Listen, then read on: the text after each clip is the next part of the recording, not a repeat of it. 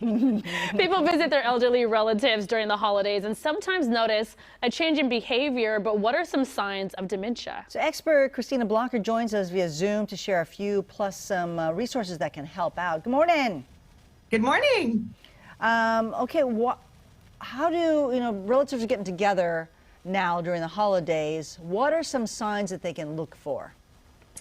Well, when you don't see your loved one every day, things that happen behind closed doors are hidden pretty easily. So when you go to visit a family member, you may notice some disruption of their activities of daily life, which are ADLs. So they may not be hygienically as clean as they used to. Their hair is disheveled. Their house isn't very tidy as it used to be. Dishes are stacking up in the sink. Okay. You see Post-it notes written all over the place. You have laundry stacked around. And so there's some little concerning factors there. Okay, and then what's the next step when you notice these things? Well, when you notice these things, families don't really realize that it could be cognitively related. So communicating with your loved one's primary care physician is extremely helpful, and making sure that you're sharing all of these signs and symptoms that you're seeing with their physician, talking to a local specialist to help create a care plan is absolutely important at times as well, and educating yourself on memory loss and changes. I'm curious. So I have a great aunt of mine I just saw on Thanksgiving, and she has dementia, but it's early stages of it. Okay. And she's very aware that she's kind of going in the not so great direction. So she tells the same 4 stories over and over again, but then she knows that she's not all the way there. How, as a loved one, how do you respond to someone who clearly is not on the right path, but understands that they're kind of, for lack of better words, starting to lose their mind a little bit? Well, fear is huge for someone who has memory loss. So if you put yourself in their shoes and knowing that they're forgetful and they know that they're not remembering things like they used to. So giving them that reassurance and support is really, really important.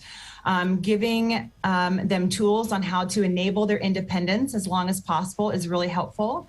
And so, like I was saying, working with a local specialist is really helpful in that regard. But just making sure that they feel supported, validated is really, really important, especially in the earlier stages. And go ahead. No, go ahead. I was going to say, you're based in the Roseville area, which is good for Northern California, our audience here. And can they reach out to you or any other organizations for help? Yes, I'm Christina Blocker with Silver Pathways. I manage Placer County and Sacramento County. I actually have a seminar coming up called Understanding the 7 Stages of Dementia on Wednesday, January 12th at 10 a.m. And you can find me on Facebook and again on Silver Pathways if you are interested in that workshop. I find that workshop is extremely helpful for people to identify their own loved ones' changes, and they have this aha moment of, oh my gosh, I can relate to that. And then from there, you can create a care plan for your loved one and understand what to do. Okay, we do have to wrap it up. We just got the wrap, but I do have one more question, just because it's really personal. It's something that's happening in my family right now. When you understand that it's time for long-term care and you're trying to get your loved one into those facilities, but they're not ready to go, but they could actually voice that concern to you, but you know it's time for them to go. How do you maneuver that?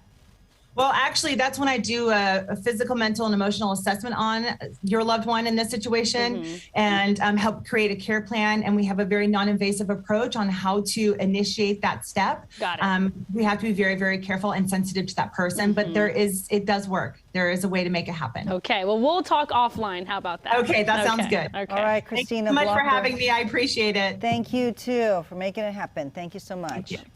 One sip too many might make you spend more money, right? We've been there. Still to come, a local